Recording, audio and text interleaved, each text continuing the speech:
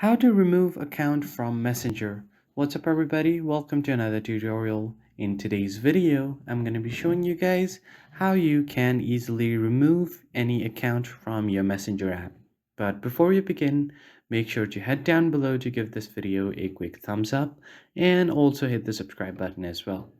So if you have multiple accounts on your Messenger and you want to get rid of some of them, then just follow these steps. It's quite simple.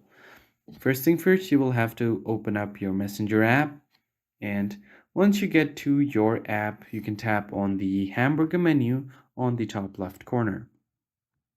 From here, you can just tap on settings, and now scroll all the way to the bottom until you see switch account. Just tap on it, and here you will see a list of all of your accounts. I only have one account logged in currently. So if you want to delete your account, you just have to swipe left on your account and you will see a delete button right here.